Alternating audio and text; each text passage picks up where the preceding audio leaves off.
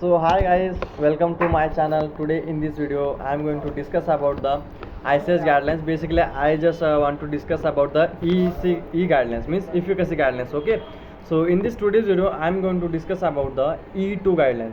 So in that particular E2 guidelines I am going to discuss about the in detail E2C and E2D guidelines. Okay, so first of all I am going to discuss about the E2C guidelines. So E2C guidelines, which are basically works on the clinical safety data management, in the approval of the for the market of the particular product. Okay, so in this video I am going to discuss about the safety reports, which includes the these documents basically includes the table formats and other safety reports which are used to insurity the particular drugs, means any particular drug, those drugs which are going to the marketize in the market for the after the approval of that particular clinical trial or whole process. So these documents ensure the data, ensure the quality and safety and efficacy of that particular product. Okay, so in this guideline I'm going to discuss about the each thing in the detail. Okay, so next thing is the table of contents. Means table of content means what? In short, we can say the all those guidelines which are going to ensure in this particular documents. So all that format of that particular points. Okay, means are the what is the actual name of that particular products. So then after what is shelf life, so what is the common adverse effect, so what is the common side effect, so what is the normal therapeutic window, so what is dosage strength. So all that information which ensure the safety and efficacy of that particular drugs. So those documents which are comes under the E2C guidelines. Okay, and those which are prepared by and approved by the E2C guidelines only. This guideline only responsible for the ensuring the safety and efficacy of the documents which are going to represent the efficacy and quality of that particular product.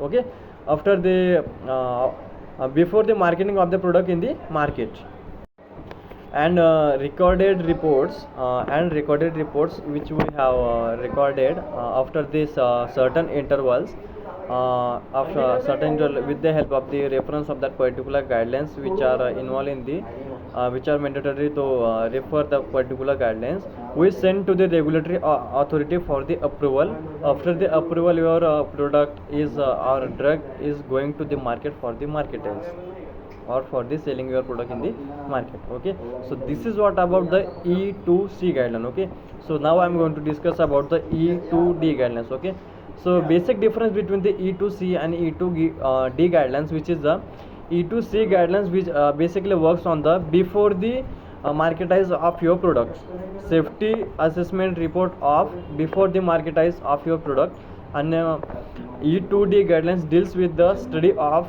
the pro safety data management after the drug enter in the market. Okay, so E2D guidelines. So basic statement of the E2D guideline, which is the post approval safety data management. Okay, means post approval means after the drug means enter in the market. Okay, means which is known as a post approval. Okay, means after the approval of that particular drug in the market. Okay, post approval safety data management means which deals with the safety.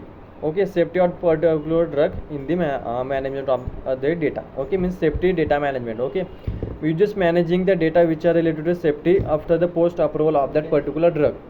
Okay, so basically what's happened after the entire the drug into the market. So it's there are some on that particular patient having this some kind of the adverse drug effect or the adverse drug reaction of that particular patient.